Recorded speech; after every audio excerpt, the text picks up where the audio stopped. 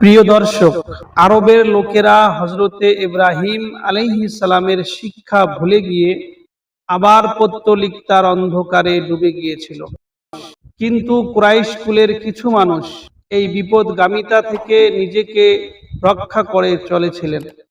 ওই সমস্ত মানুষ শিরক এবং মূর্তি পূজার বিরুদ্ধে সোচ্চার হয়ে তাদের পূর্বপুরুষ হযরতে ইব্রাহিমের শিক্ষা স্মরণ করিয়ে দিয়েছিল।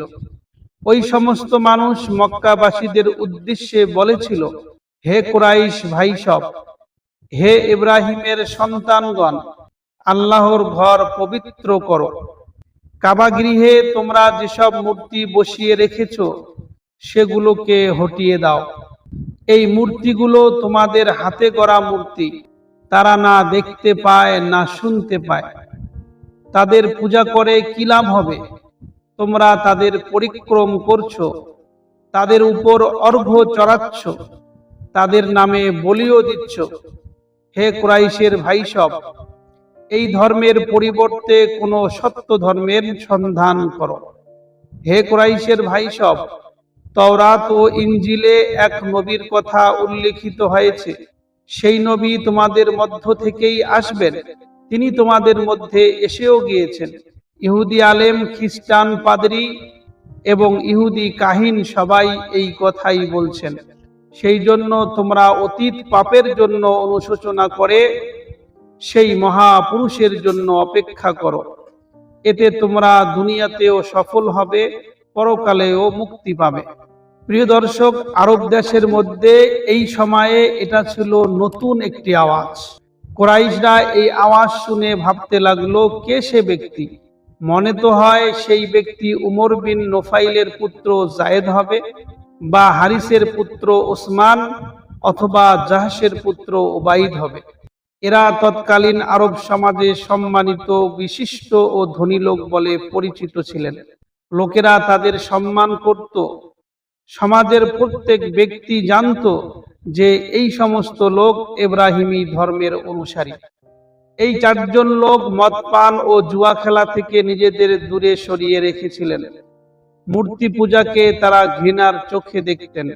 নির্যাতিত কন্যা সন্তানের প্রতি তাদের মায়া মমতা ছিল অপরিসীম।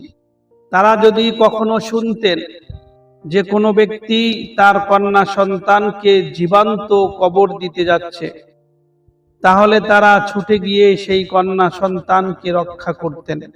অন্নহীনতা ও দরিদ্রতার কারণে অথবা কন্যা সন্তান জন্মানোকে অভিশাপ মনে করে তাদের জ্যান্ত কবর দিতে উদ্যত হওয়া ব্যক্তিদের কাছ থেকে সেই নিষ্পাপ শিশু কন্যাদের রক্ষা করে তাদের নিজেরাই তারা মানুষ করতেন, এবং বড় হলে তাদের পিতা তাদের মর্যাদার সাথে গ্রহণ করতে চাইলে তাদের কাছে সেই কন্যাদের ফিরিয়ে দিতেন।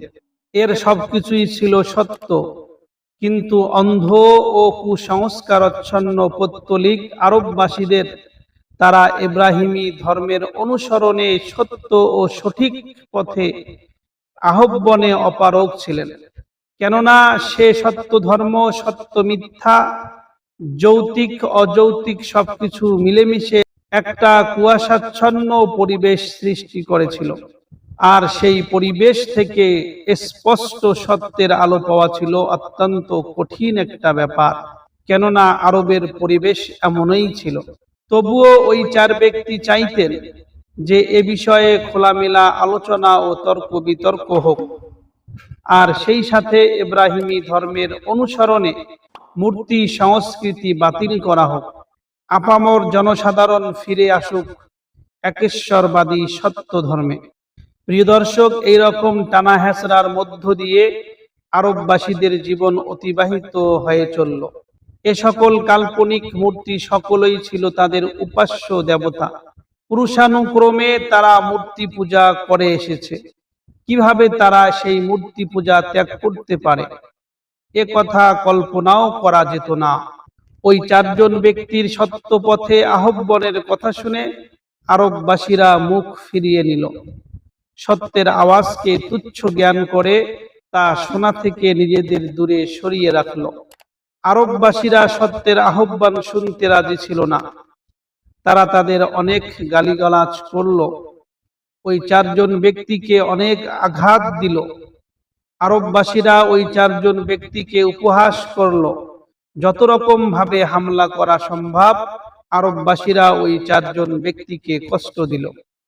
প্রিয় দর্শক, এভাবেই এক যুগ অতিক্রান্ত হয়ে গেল। ওই চারজন ব্যক্তির মধ্যে কেউ বাড়িঘর ছেড়ে চলে গেল, আবার কেউ খ্রিস্টান হয়ে গেল।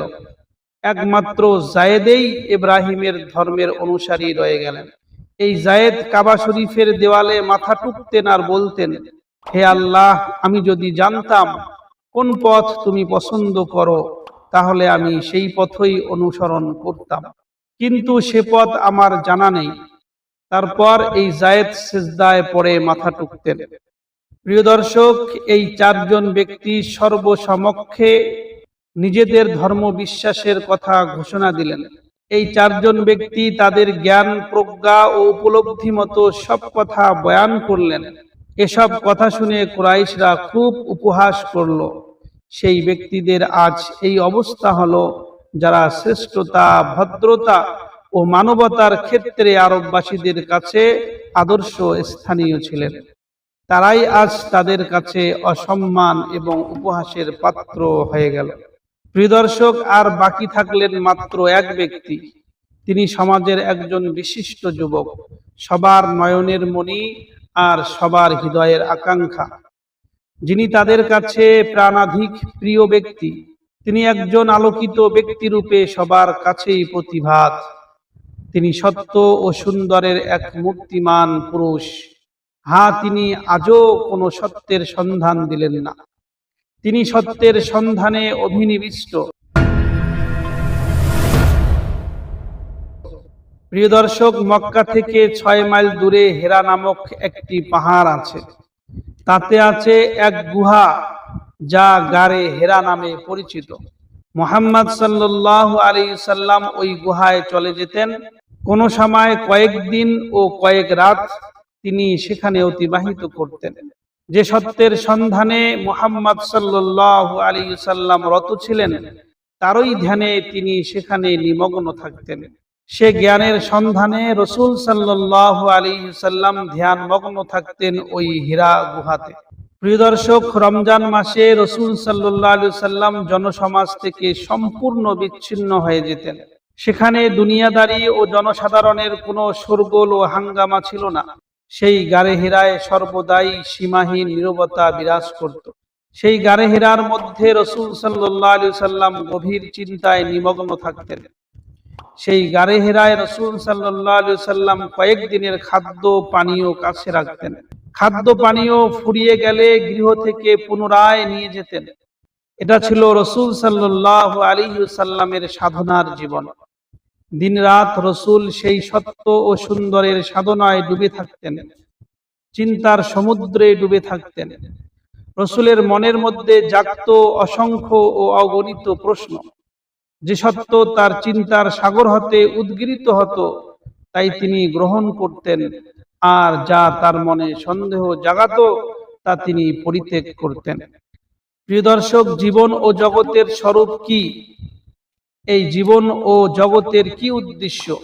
এসব ছিল রাসূলের দৈনন্দিন জীবনের জিজ্ঞাসা।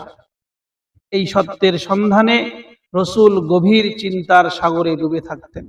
এই অবস্থায় বছরের পর অতিক্রান্ত হয়ে যাচ্ছে। প্রতিদিন রাসূল গুহায় যেতেন, কিন্তু রমজান মাসে রাসূল সাল্লাল্লাহু আলাইহি সাল্লাম পুরোপুরি একা হয়ে যেতেন এবং দিনের পর দিন সেই গুহার মধ্যেই জীবন অতিবাহিত করতেন। পুনরায় যখন মক্কায় ফিরতেন, তখন সবার আগে রাসূল সাল্লাল্লাহু আলাইহি সাল্লাম কাবা তাওয়াফ করতেন। তারপর রাসূল পরিবার, পরিজন ও সন্তানাদিদের সাথে মিলিত হতেন। প্রিয় দর্শক, বিবি খাদিজা বড়ই শ্রদ্ধা ও সম্মানের সাথে রাসূলের ভালো মন্দ জিজ্ঞেস করতেন। রাসূলের সমস্ত ভালো মন্দের খবর নিতেন। বিবি খাদিজা জিজ্ঞাসা করতেন, সবকিছু ভালো? মন মেজাজ আপনার ভালো আছে তো? কোনো অসুবিধা তো আপনার হয়নি? রাসূল সাল্লাল্লাহু আলাইহি সাল্লাম বলতেন, অসংখ্য শুকরিয়া সেই সর্বময় সত্তার প্রতি, তার দয়ায়, তার অনুগ্রহে সবকিছুই ঠিক আছে। সন্তান সন্ততিরা রসুলকে ঘিরে ধরত। যারা নিতান্ত ছোট তাদের কোলে নিয়ে আদর সোহাগ করতেন, আর যারা বড় তাদের সঙ্গে কথাবার্তা বলতেন প্রিয় নবী সাল্লাল্লাহু আলাইহি ওয়াসাল্লাম। সবার ভালো মন্দ জিজ্ঞাসা করতেন। সন্তানদের মধ্যে যারা বড় তারা বলতো, আপনি কোথায় ছিলেন আব্বা জান, আমরাও আপনার সাথে যাব। রসুল সাল্লাল্লাহু আলাইহি ওয়াসাল্লাম ছোট সন্তানদের কোলে নিতেন, আদর সোহাগ করতেন, তাদের সাথে মিষ্টি মধুর আলাপ করতেন আর বলতেন, ঠিক আছে, এক সময় আমি তোমাদের সাথে করে নিয়ে যাব। প্রিয় দর্শক, কিছু সময় রসুল সাল্লাল্লাহু আলাইহি ওয়াসাল্লাম বাচ্চাদের সাথে সময় কাটাতেন। বাচ্চাদের মিষ্টি কথায় রসুল সাল্লাল্লাহু আলাইহি ওয়াসাল্লাম খুশি হতেন, তাদের সাথে হাসতেন আর এক গভীর পরিতৃপ্তির স্বাদ অনুভব করতেন। তারপর রসুল আবার যথাসময়ে হেরা গুহায় প্রত্যাবর্তন করতেন। কিন্তু এই আনন্দময় মুহূর্তের দিনগুলি তার জন্য আর সুস্থায়ী হতে পারল না। রসুলের পুত্র সন্তানেরা সেই মহিমাময় সত্তার উদ্দেশ্যে একে একে দুনিয়ার মায়া ত্যাগ করল। কাসিম, তাইয়িব, তাহির সবাই দুনিয়া থেকে চলে গেল। একের পর এক আঘাত পেতে লাগলেন প্রিয় নবী সাল্লাল্লাহু আলাইহি ওয়াসাল্লাম। তবুও ধৈর্য ধারণ করতে লাগলেন। শৈশবে মা বাপ হারিয়ে রসুল ইয়েতিম হয়েছিলেন, আর বড় হয়ে কলিজার টুকরো সন্তানদের হারিয়ে পুত্রহারা শোকাহত পিতা হলেন। অসীম ধৈর্যের সাথে সমস্ত শোক ব্যথা নীরবে সয়ে গিয়েছিলেন রসুল সাল্লাল্লাহু আলাইহি ওয়াসাল্লাম। পুত্র সন্তানেরা সবাই চলে গেলেন, কিন্তু রয়ে গেলেন কন্যা সন্তানেরা। রসুলের 4 জন কন্যা সন্তান ছিলেন। তাদের নাম হইল জয়নাব, রুকাইয়া, উম্মে কুলসুম এবং ফাতিমা। জয়নাব রাদিয়াল্লাহু আনহা বয়স্ক প্রাপ্ত হলে তাকে আবুল আসের সাথে বিয়ে দেওয়া হয়। এই আস ছিল খাদিজার ভাইপো ও রবিব পুত্র। রুকাইয়া ও উম্মে কুলসুমকে বিয়ে দেওয়া হয় উতবা ও উতাইবার সাথে। এরা ছিল আবু লাহাবের পুত্র। 3 কন্যার বিয়ে হয়ে যাওয়ার পর সাথে রয়ে গেলেন কনিষ্ঠা কন্যা, কলিজার টুকরা ফাতিমা রাদিয়াল্লাহু আনহা।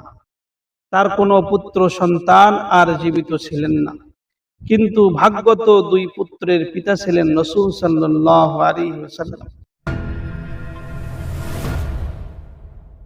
হাকাম বিন হিজাম নামে খাদিজার এক ভাইপো ছিল।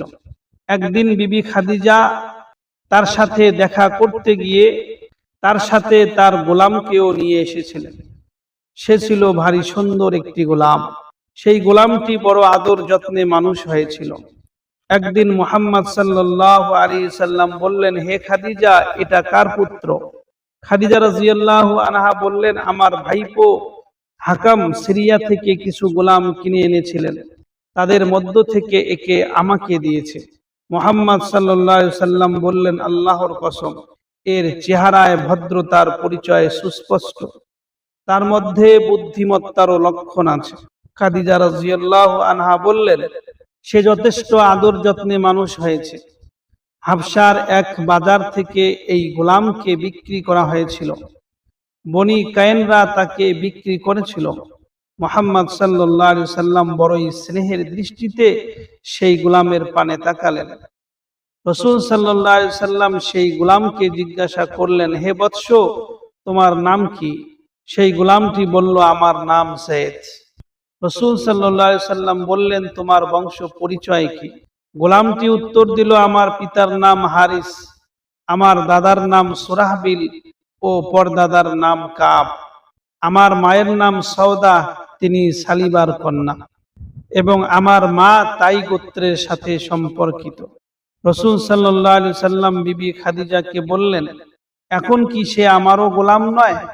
খাদিজা রাদিয়াল্লাহু আনহা বললেন, হ্যাঁ হ্যাঁ, তা হবে না কেন, সে তো আপনারই। মুহাম্মদ সাল্লাল্লাহু আলাইহি সাল্লাম তৎক্ষণাৎ সেই গোলামকে আজাদ করে দিয়ে তাকে পুত্রবৎ গ্রহণ করে নিলেন। তারপর মুহাম্মদ সাল্লাল্লাহু আলাইহি সাল্লাম ওই গোলামের মাতা পিতার কাছে লোক পাঠিয়ে দিলেন। তাদের সম্মতিতেই মুহাম্মদ সাল্লাল্লাহু আলাইহি সাল্লাম ওই গোলামকে নিজের কাছে রাখবেন, যাতে আর কোনো সন্দেহ না থাকে।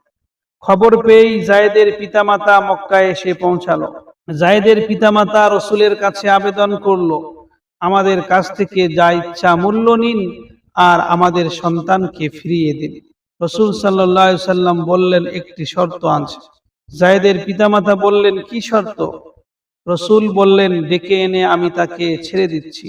যদি সে স্বেচ্ছায় তোমাদের সাথে যেতে চায় তাহলে তাকে তোমরা নিয়ে যেতে পারবে, তার বিনিময়ে কোনো টাকা পয়সার প্রয়োজন নেই আমার। আর যদি সে তোমাদের সাথে না গিয়ে আমার কাছে থাকতে চায় তাহলে কিন্তু আমি তাকে জোর করে নিয়ে যেতে দেব না।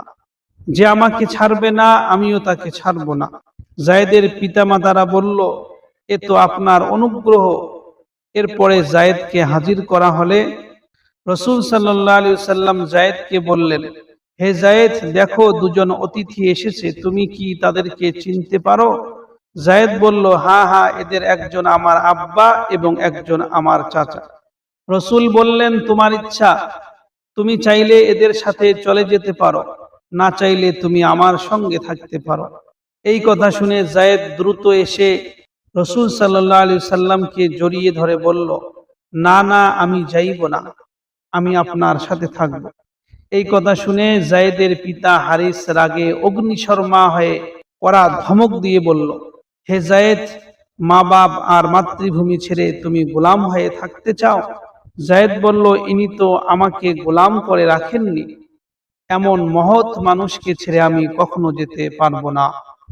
মুহাম্মদ সাল্লাল্লাহু আলাইহি সাল্লাম যায়েদের হাত ধরে কুরাইশদের কাছে নিয়ে এসে বললেন, হে কুরাইশরা, আপনারা সাক্ষী থাকুন, এ হইল আমার পুত্র, এ আমার ওয়ারিশ হবে আর আমি তার ওয়ারিশ হব। যায়েদের পিতা হারিস এই ঘটনা দেখে আনন্দে উদ্দোলিত হয়ে পড়ল। তারপর ছেলেকে রসুলের কাছে রেখে দিয়ে চলে গেল। প্রিয় দর্শক, এই ঘটনার কিছুদিন পরে রাসূল সাল্লাল্লাহু আলাইহি সাল্লামের চাচাতো ভাই রসুলের অভিভাবকত্বে চলে এলেন, আর ইনি হলেন রসুলের চাচা আবু তালিবের পুত্র। এভাবে যায়েদ এবং আলী দুজনে মিলে রসুলের কাছে রয়ে গেলেন আর মহা আনন্দে জীবন অতিবাহিত করতে লাগলেন। এটা কেমন হলো?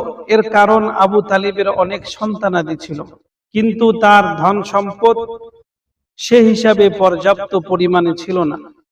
সেজন্য অভাব অনাটনের মধ্য দিয়ে দিন গুজারা করতেন। এই অনাটন এক সময় খুব উদ্বেগজনক অবস্থায় পৌঁছে গেল। এ সময়ে তৎকালীন আরব দেশে এক অভূতপূর্ব দুর্ভিক্ষাবস্থা বিরাজ করছিল। প্রিয় দর্শক, শুধু আবু তালিব কেন, সে সময় দেশের অনেক ধনী লোক কাঙ্গাল হয়ে গিয়েছিল। রসুলের অন্য এক চাচা ছিলেন আব্বাস। উনি বনি হাসিম গোত্রের অন্যতম ধনী লোক ছিলেন। মুহাম্মদ সাল্লাল্লাহু আলাইহি সাল্লাম তাকে বললেন, আমরা দুজন মিলে চাচা আবু তালিবের দুই পুত্রকে আমাদের কাছে এনে রাখি, তাতে তার বোঝা কিছুটা হালকা হবে আর পেরেশানিও অনেকটা কমবে। আব্বাস এই প্রস্তাব মেনে নিলে রাসূল সাল্লাল্লাহু আলাইহি সাল্লাম এবং আব্বাস দুজনেই আবু তালিবের কাছে গিয়ে এই প্রস্তাব রাখলে আবু তালিব বললেন, যাদের ইচ্ছা তোমরা নিয়ে যেতে পারো। আব্বাস নিলেন জাফরকে আর রাসূল সাল্লাল্লাহু আলাইহি সাল্লাম নিলেন আলীকে। সেই থেকে আলী চিরকালের জন্য রসুলের পুত্র সম হয়ে গেলেন, আর তিনি চিরকালের জন্য হয়ে গেলেন রসুলের দায়িত্বশীল অভিভাবক ও পিতা। প্রিয় দর্শক, মুহাম্মদ সাল্লাল্লাহু আলাইহি সাল্লাম 40 বছরের কাছাকাছি বয়সে পৌঁছে গেলেন। এখন তার মধ্যে সেই বৈশিষ্ট্য প্রস্ফুটিত হতে লাগলো যে সত্যের সন্ধানে রসুল জীবনের এতটা সময় গভীর সাধনার মধ্য দিয়ে অতিবাহিত করেছেন। বছরের পর বছর ধরে যে সত্যের সাধনায় রসুল নিমজ্জমান ছিলেন, যে ইবাদত ও তপস্যায় রত ছিলেন, সেই সত্য এবার তার আত্মাকে আলোকিত করে তুলতে লাগলো। ক্ষণে ক্ষণে আলোর দীপ্তিতে হৃদয় আলোকিত হয়ে উঠল, হৃদয় চমকে উঠে। কখনো বা এমনও হয় যেন মুহূর্তের মধ্যে আল্লাহর বাণী অবতীর্ণ হয়ে যেতে পারে। রসুল সাল্লাল্লাহু আলাইহি সাল্লাম স্বপ্ন দেখতে লাগলেন, তার মধ্যে সত্যের আলো প্রকাশমান হয়ে পড়ল। মনের আকাশ হতে যেন নিরাশার কালো মেঘ সরে গেল। যে সাধনা রসুল এতদিন ধরে করে এসেছেন তা যেন আজ সফল হতে চলেছে। রসুল স্বপ্নে দেখলেন সারা দুনিয়া স্নিগ্ধ সুন্দর আলোয় আলোকিত হয়ে উঠেছে, সর্বত্রই সুখ আর শান্তির বাতাবরণ সৃষ্টি হয়েছে। অশান্তি আর অন্ধকার দূরীভূত হয়ে গেছে। এখন শুধু চিরবরণীয় ও চিরস্মরণীয় একটি মুহূর্তের জন্য অপেক্ষা মাত্র। রাসূল সাল্লাল্লাহু আলাইহি সাল্লাম দেখলেন তার চারপাশের মানুষেরা কিরকম অন্যায় ও ভ্রান্ত পথে ধাবিত হয়ে নিজেদের ইহকাল পরকালের সর্বনাশ সাধন করছে। মানুষেরা সত্য ও সুন্দরের পথ হতে কত দূরে সরে গেছে। রাসূল সাল্লাল্লাহু আলাইহি সাল্লাম তার সত্য দৃষ্টি ও বোধশক্তি দিয়ে অনুভব করলেন একমাত্র আল্লাহ সমগ্র সৃষ্টিকুলের প্রভু ও উপাস্য। আল্লাহর শরীক ও বিকল্প কেউ নেই, কিছুই নেই। সমস্ত মানুষই আল্লাহর বান্দা। সমগ্র সৃষ্টিকুল ও বিশ্ব ব্রহ্মাণ্ড তারই অধীন। আল্লাহ তাআলা সকলকেই তার কাজের প্রতিফল দেবেন। ভালো কাজের ভালো ফল দেবেন, মন্দ কাজের মন্দ ফল সমস্ত মানুষকেই পেতে হবে। রসুলের দেখা সমস্ত স্বপ্নই সত্য দৃষ্টি ও অনুভূতি দ্বারা উপলব্ধ। যা জানার জন্য যে সত্য উপলব্ধির রসুল বছরের পর বছর ধরে সাধনা করে এসেছেন, তা চন্দ্র সূর্যের ন্যায় স্পষ্ট হয়ে রসুলের সামনে ধরা দিল। অসারতা ও মিথ্যাচারিতা রসুলের দৃষ্টিতে স্পষ্ট হয়ে গেল। এক কথায় সত্য ও মিথ্যা, আলো ও অন্ধকার, ন্যায় ও অন্যায়, স্বর্গ ও নরক সমস্ত কিছুই রসুলের চোখে স্পষ্ট ধরা পড়ল। রসুলের হৃদয় আলোকিত হলো, তিনি বড়ই খুশি হলেন। কিন্তু সেই সাথে রসুল কিছুটা ঘাবড়ে গেলেন, ভীত সন্ত্রস্ত হয়ে গেলেন। রসুল সাল্লাল্লাহু আলাইহি সাল্লাম যে সত্য ও সুন্দরের স্বরূপ সন্ধানে এতদিন নিমজ্জিত ছিলেন, তার সন্ধান পেয়ে রসুলের আনন্দের আর সীমা পরিসীমা রইল না। কিন্তু এ সত্য প্রচার করলে লোকেদের মধ্যে কি প্রতিক্রিয়া দেখা দেবে, কি তার পরিণাম হবে, এ কথা ভেবে রসুল সাল্লাল্লাহু আলাইহি সাল্লাম ভীত সন্ত্রস্ত হয়ে ওঠেন। ভয়ে রসুলের প্রাণ কাঁপতে থাকে। প্রিয় দর্শক, আল্লাহ তাকে সত্য পথ দেখালেন। তিনি তাকে সেই পথ দেখালেন যা তিনি তার পুণ্যাত্মা বান্দাদের দেখিয়েছেন। কিন্তু লোকেরা তো পথভ্রষ্ট। কে তাদের সেই সত্য সুন্দরের পথে আহ্বান করবে? অসত্যের পথ থেকে কে তাদের ফিরিয়ে আনবে? তাদের হৃদয় কিভাবে সত্যালোকে আলোকিত হবে? প্রিয় দর্শক, সত্য যখন প্রভাতের অরুণোদয়ের মতো স্পষ্ট রূপে প্রতিভাত হতে লাগলো, আর যখন রসুল অজ্ঞাত কথা জ্ঞাত হতে লাগলেন, তখন রসুলের মধ্যে নানা ধরনের দ্বিধাদ্বন্দ্বের প্রকোপ দেখা দিতে লাগলো। তা নিয়ে রসুল আকাশ পাতাল চিন্তা করতে লাগলেন। নিজের আবিষ্কৃত সত্যের প্রতি সন্দিহান হয়ে উঠতে লাগলেন। রসুল ভাবেন, আমি মানসিক রোগী নই তো? আমার উপরে ভূত প্রেতের আসর হয়নি তো? এসব কথা তিনি সমস্তটাই বিবি খাদিজা রাদিয়াল্লাহু আনহাকে জানালেন যে আমার এই অবস্থা। রসুলের মনের সমস্ত অবস্থাকে খাদিজা রাদিয়াল্লাহু আনহাকে জানিয়ে দিলেন। খাদিজা রাদিয়াল্লাহু আনহা সব কথা গভীর মনোযোগের সাথে শুনলেন। তারপর গভীর আত্মপ্রত্যয়ের সাথে বললেন, আমার জীবন সাথী হে মুহাম্মদ, আপনি দুশ্চিন্তা করবেন না। শয়তান আপনাকে কিভাবে প্রতারণা করতে পারে? প্রিয় দর্শক, আবার রমজান মাস আসার সাথে সাথেই রসুল সাল্লাল্লাহু আলাইহি সাল্লাম হীরা গুহায় চলে গেলেন। আগের সমস্ত ধ্যান ধারণা মন থেকে মুছে ফেলে আবার গভীর সাধনায় নিমগ্ন হলেন। যথারীতি ইবাদত উপাসনা করতে লাগলেন হীরা গুহার মধ্যে। কোনো সময় বাড়ি থেকে খাদিজা রাদিয়াল্লাহু আনহা এসে প্রয়োজনীয় পানাহার রেখে যেতেন হীরা গুহার মধ্যে, আর রসুলকে দেখে নিজের চোখ জুড়িয়ে যেতেন। গরিব ও সাহায্য প্রার্থীরাও তার সাথে দেখা করত, তিনি তাদের সাহায্য করতেন। এভাবে রমজান মাসের কয়েকদিন অতিক্রান্ত হয়ে গেল। সেদিন রসুল সাল্লাল্লাহু আলাইহি সাল্লাম হীরা গুহায় বিশ্রামরত ছিলেন। প্রভাতের এক মধুর সময় ছিল। এমন সময় আচমকা এক ফারিস্তা রসুলকে দেখা দিলেন। অপূর্ব সুন্দর আলোকিত চেহারা ওই ফেরেশতার হাতে অপূর্ব সুন্দর একটা টুকরো রেশমের কাপড়। সেই ফারিস্তা মুহাম্মদ সাল্লাল্লাহু আলাইহি সাল্লামকে লক্ষ্য করে বললেন, হে মুহাম্মদ, পড়ো। রসুল সাল্লাল্লাহু আলাইহি সাল্লাম ভীষণ ভীত সন্ত্রস্ত হয়ে উঠলেন। বলে ফেললেন, আমি পড়তে পারি না। ফারিস্তা রসুল সাল্লাল্লাহু আলাইহি সাল্লামকে বুকে জড়িয়ে ধরলেন।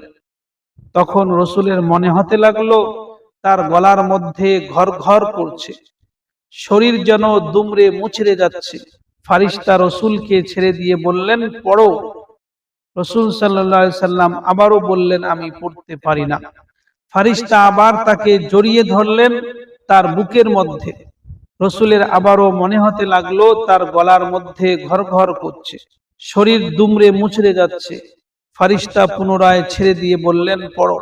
এবারও রসুলের মনে হলো আবারও গলায় মনে হয় ঘর ঘর করবে এবং দেহের হাড়গোড় মুচড়ে দুমড়ে যাবে। রসুল সাল্লাল্লাহু আলাইহি সাল্লাম বললেন, কি পড়ব? তখন ফারিস্তা বললেন, পড়ো তোমার প্রভুর নামে, যিনি সবকিছু সৃষ্টি করেছেন, যিনি এক বিন্দু অপবিত্র পানি হতে মানুষ সৃষ্টি করেছেন। পড়ো তোমার দয়াময় প্রভুর নামে, যিনি কলমের সাহায্যে জ্ঞান দান করেছেন। মানুষকে তিনি সেই জ্ঞান দান করেছেন যা তারা জানত না। প্রিয় দর্শক, ফারিস্তার পড়ার সাথে সাথে রসুলও পড়লেন। পড়তে পড়তেই তা তার মনের ভিতরে দীর্ঘভাবে গেঁথে গেল। ফারিস্তা চলে গেলে রসুল সাল্লাল্লাহু আলাইহি সাল্লাম উঠে দাঁড়ালেন। প্রচন্ড ভীত সন্ত্রস্ত হয়ে উঠেছিলেন। তার সমস্ত চেহারায় তা স্পষ্ট হয়ে উঠেছিল। ভীত সন্ত্রস্ত চিত্তে রসুল সাল্লাল্লাহু আলাইহি সাল্লাম গুহার চারদিকে দেখতে লাগলেন। ভয়ে কাঁপতে কাঁপতে চিন্তা করতে লাগলেন, কে আমার সাথে কথা বলে গেল, কে আমাকে এভাবে পড়িয়ে গেল। তারপর দ্রুত পদে বেরিয়ে এলেন গুহা থেকে।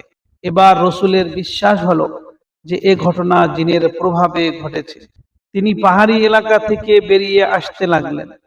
রসুলের সমস্ত শরীর থরথর করে কাঁপতে লাগলো, আর বারবার মনে হতে লাগলো আগে থেকেই যে স্বপ্ন তিনি এতদিন দেখে এসেছেন, এতদিনে তা সত্য প্রমাণিত হলো। রসুল সাল্লাল্লাহু আলাইহি সাল্লাম অনেকগুলো নতুন সত্যের সাথে পরিচিত হলেন।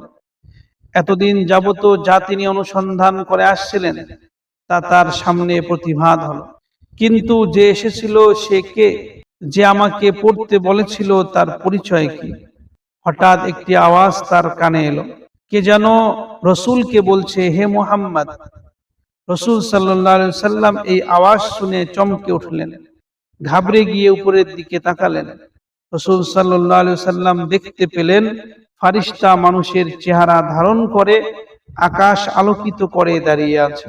সে ফেরেশতা বলল, হে মুহাম্মদ, তুমি আল্লাহর প্রেরিত রসুল, আর আমি ফারিস্তা জিবরাইল। এই কথা শুনে রসুল সাল্লাল্লাহু আলাইহি সাল্লাম আরো ঘাবড়ে গেলেন। তার সমস্ত চেহারায় ভয়ের লক্ষণ ফুটে উঠল। ভয়ে তার পা জমে গেল।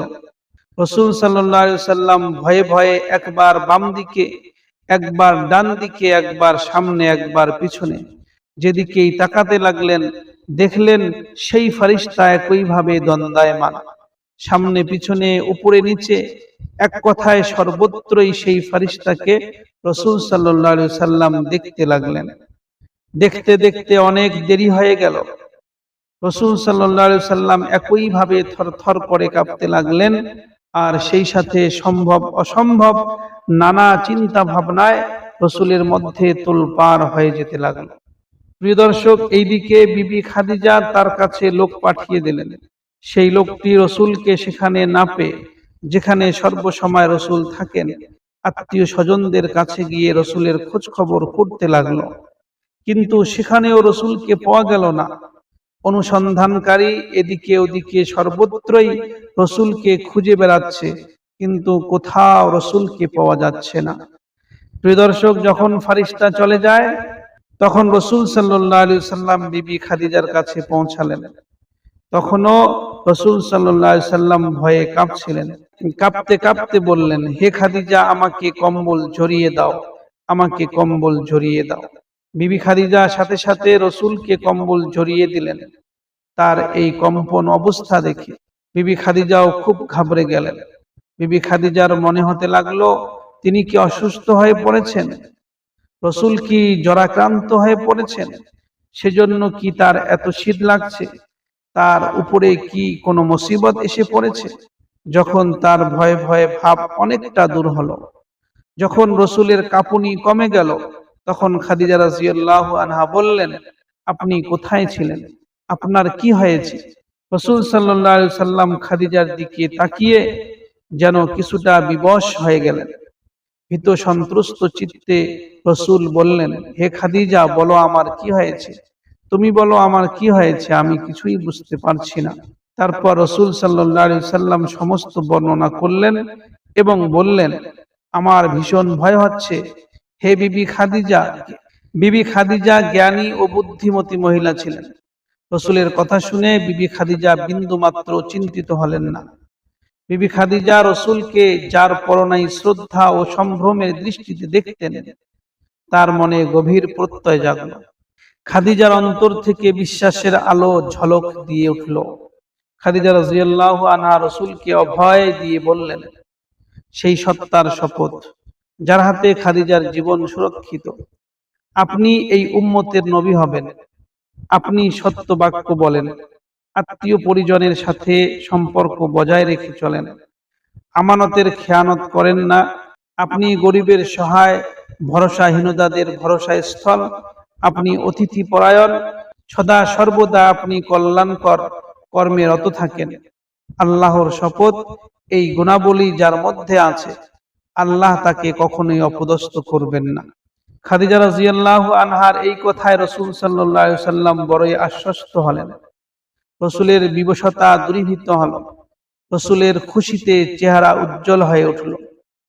রাসূল আনন্দ চিত্রে আল্লাহর শুকরিয়া আদায় করলেন, তারপর পুনরায় শুয়ে পড়লেন। খাদিজা রাদিয়াল্লাহু আনহা এই সমস্ত ঘটনার কথা চিন্তা করে বড়ই খুশি হলেন। তিনি মনে মনে ভীতও হলেন। মুহাম্মদ সাল্লাল্লাহু আলাইহি সাল্লামের প্রতি খাদিজার ভক্তি, শ্রদ্ধা, ভালোবাসার সীমা পরিসীমা ছিল না। তা সত্ত্বেও খাদিজার মনে কিছু ভয় ও সন্দেহ জেগে উঠল। তাই খাদিজা রাদিয়াল্লাহু আনহা ভাবলেন, তার চাচাতো ভাই ওরাকার কাছে গিয়ে এই সব বিষয়ে প্রশ্ন করবেন। সম্ভবত এসব বিষয়ে তার ভাই ভালো বলতে পারবেন। প্রিয় দর্শক, ওরাকা ছিলেন নওফলের পুত্র। এই ওরাকা সমাজে একজন বিশিষ্ট আলেম বলে পরিচিত ছিলেন। বিভিন্ন ধর্মশাস্ত্রে তিনি ছিলেন সুপণ্ডিত। গভীর আন্তরিকতার সাথে এই ওরাকা বিভিন্ন ধর্মশাস্ত্র অধ্যয়ন করেছিলেন। প্রথমে তিনি ইহুদি ধর্মের প্রতি আকৃষ্ট হয়েছিলেন, তারপরে খ্রিস্টান ধর্মে। ইনজিল শরীফের প্রতি তার গভীর আন্তরিকতা ছিল। হিব্রু ভাষা থেকে তা তিনি আরবিতে অনুবাদও করতেন। খাদিজা রাদিয়াল্লাহু আনহা তাকে সমস্ত বৃত্তান্ত শুনিয়ে দিলেন। রসুলের উপর যা কিছু ঘটেছিল তা তিনি সবিস্তারে বর্ণনা করে দিলেন। সবকিছু শুনে ওয়ারাকা বললেন, সাধু সাধু সেই সত্তার কসম যার হাতে ওয়ারাকার জীবন মরণ। হে খাদিজা, তুমি যা কিছু বলেছ তা যদি সত্যি হয়, তাতে কোনো সন্দেহ নেই যে অবতরিত ব্যক্তি ফারিস্তা ছিল। তিনি মুসা আলাইহিস সালামের কাছেও আসতেন আল্লাহর ওহী নিয়ে। আল্লাহর কসম, মুহাম্মদ আল্লাহর প্রেরিত নবী। হে খাদিজা, তুমি তাকে বলে দাও, কোনো ভয় নেই, যা করছেন তাই তাকে করতে বলো। বিবি খাদিজা রাদিয়াল্লাহু আনহা ফিরে এসে মুহাম্মদ সাল্লাল্লাহু আলাইহি সাল্লামকে সুসংবাদ শোনালেন এবং বললেন, শুভ হোক, শুভ হোক, এই সৌভাগ্যের বার্তা সর্বশ্রেষ্ঠ সংবাদ। তারপর চাচাতো ভাই ওয়ারাকা ইবনে নওফলের সাথে যা কিছু কথাবার্তা হয়েছে, সমস্ত কথাবার্তা রাসূল সাল্লাল্লাহু আলাইহি সাল্লামকে সবিস্তারে খাদিজা রাদিয়াল্লাহু আনহা বর্ণনা করলেন। তখন রাসূল সাল্লাল্লাহু আলাইহি সাল্লাম ওয়ারাকার সাথে কথা বলতে চাইলে খাদিজা রাদিয়াল্লাহু আনহা রাসূলকে সাথে করে ওয়ারাকার কাছে নিয়ে এলেন। সেই সাথে খাদিজা রাদিয়াল্লাহু আনহা ঈমান আনলেন। প্রিয় দর্শক, রাসূল সাল্লাল্লাহু আলাইহি সাল্লাম এক সময় তাওয়াফ করতে কাবায় চলছিলেন। রাস্তায় ওয়ারাকার সাথে রাসূলের সাক্ষাৎ হলো। দেখা হইতেই ওয়ারাকা বললেন, হে মুহাম্মদ, তুমি কি দেখছো? মুহাম্মদ সাল্লাল্লাহু আলাইহি সাল্লাম সুস্পষ্টভাবে সমস্ত ঘটনা তাকে আরো বললেন। ওয়ারাকা বললেন, যার হাতে আমার জীবন, সেই সত্তার শপথ করে বলছি, তুমি এই উম্মতের নবী হবে। আর উনি হলেন সেই ফেরেশতা যিনি নবী মুসার কাছে ওহী নিয়ে হাজির হতেন।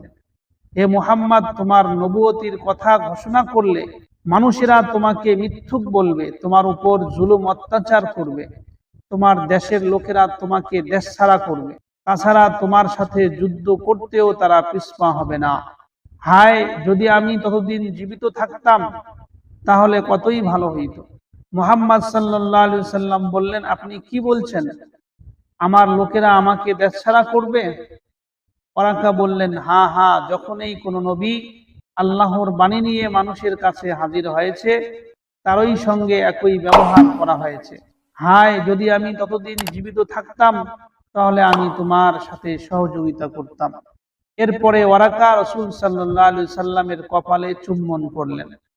প্রিয় দর্শক, এরপরে আলোচনা চলতেই থাকবে, আপনারা খুব মনোযোগ সহকারে শুনুন, তাহলে রাসূল সাল্লাল্লাহু আলাইহি সাল্লামের জীবনী সবিস্তারে শুনতে পারবেন।